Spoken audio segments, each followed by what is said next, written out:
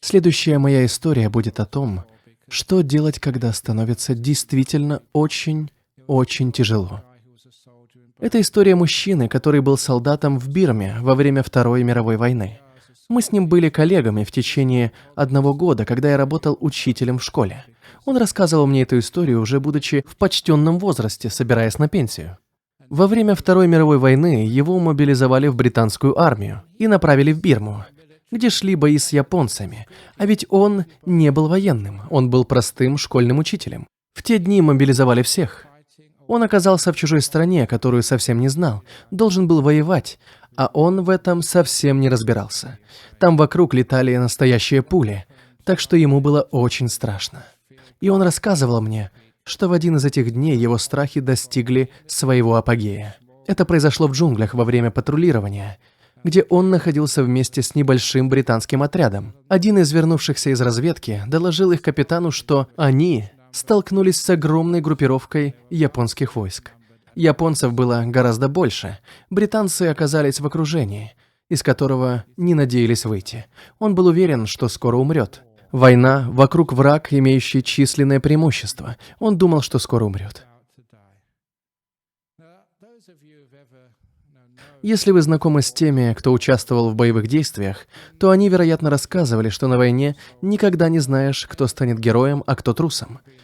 Случается, что сильные здоровяки, оказавшись в такой ужасной ситуации, просто теряют здравый смысл, тогда как какой-нибудь незаметный человек, о котором вам и в голову не пришло бы, что он может стать героем, вдруг вырастает на глазах. И вот он почувствовал, как его переполнило чувство героичности, и решил, что должен стать героем. Тогда он обратился к капитану: «Давайте будем прорываться. Шансы на выживание нулевые, но кто знает, вдруг кому-то удастся выжить. Ну, вы знаете, в фильмах всегда кто-то выживает. Кто знает».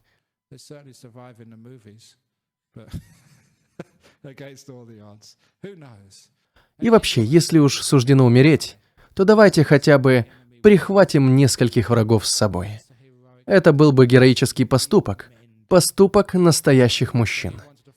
Он предложил попытаться выйти из окружения, но капитан ответил: «Нет, мы этого не сделаем. Это приказ». И они должны были выполнить этот приказ. Капитан приказал им сесть и выпить чаю.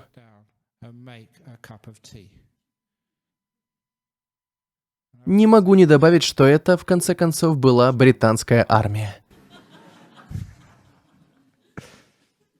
Мой знакомый не поверил своим ушам, когда услышал приказ готовить чай. Они же были в окружении японских войск. Враг значительно превосходил их численностью. Они вот-вот должны были погибнуть. Какой еще там чай? Но приказ есть приказ. Его нужно было выполнять. Хотя ему казалось, что ничего более бессмысленного он в жизни не делал. Позже оказалось, что это спасло ему жизнь. Не успели они заварить тот чай, как к капитану подошел один из разведчиков и что-то тихо сказал ему. Выслушав, тот собрал весь отряд и сообщил, что по данным разведки, враг передислоцировался. Появился проход, которым они могут воспользоваться. Так что пусть бросают все и уходят. Был шанс спастись всем. Так и вышло. Поэтому он и смог рассказать мне эту историю. Он добавил, что обязан жизнью мудрости того капитана. И не только из-за этого случая. Если ничего не поделаешь, вы в окружении и смерть рядом, что делать?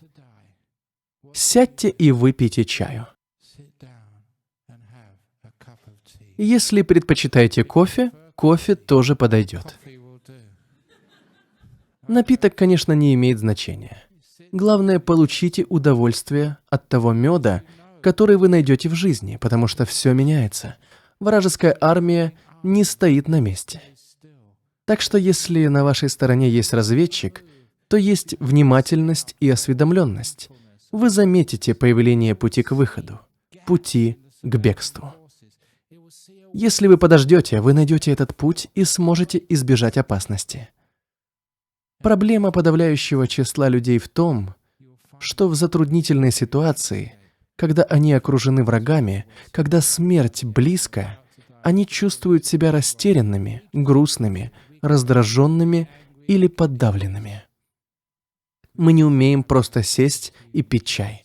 Не умеем наслаждаться жизнью перед смертью, но потом оказывается, что жизнь продолжается. Мы наслаждаемся жизнью, мы ждем, что ситуация изменится, и мы сможем спастись. Рассказав эту историю, он сказал, что был болен раком. Финальная стадия. Думал, что скоро умрет. Не было надежды из-за тех опухолей или что там с ним происходило. Тогда-то он и вспомнил о войне, о враждебном окружении.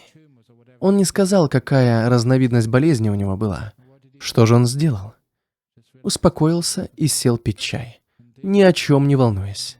Поступил так, как его научили в бирманских джунглях. Возможно, дело было в покое, а возможно, в чае, потому что чай, знаете, содержит Т-клетки. То есть он должен увеличивать количество Т-лимфоцитов.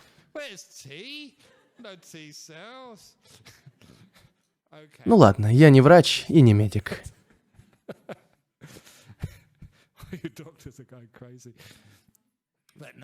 Он выпил чашку чая, расслабился, и болезнь исчезла. Он спасся. Он нашел выход.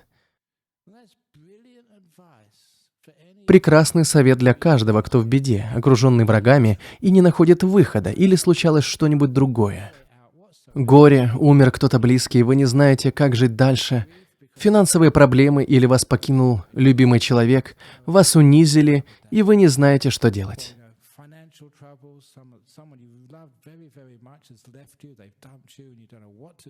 Что делать? Вы окружены врагами, вокруг вас страдания, смерть или что-то похлеще. Что нужно сделать, так это сесть и выпить чашку чая. Расслабьтесь. Вспомните, что будущее непредсказуемо. Оно всегда может измениться. Если вы это осознали, вы готовы. Вы готовы, вы ждете подходящего момента, когда кто-то позовет вас и скажет, что делать. Окажется, что вы достаточно долго ждали. Именно так мы должны поступать, когда сталкиваемся с большими проблемами.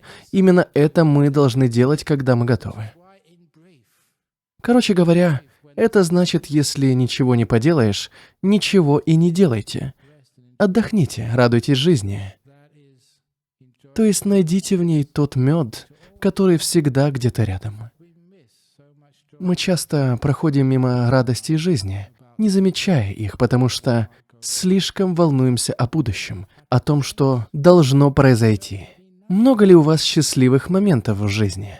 Вряд ли их достаточно, потому что мы слишком переживаем. Если что-то можно сделать, то сделайте это. Но ведь если ничего не попишешь, то просто посмакуйте мед. Выпейте чашку чая, наслаждайтесь моментом. Даже когда все идет не так, как нужно, пожалуйста, наслаждайтесь. А почему бы и нет? Больше все равно делать нечего. Таким образом, не только ваш разум остается бдительным.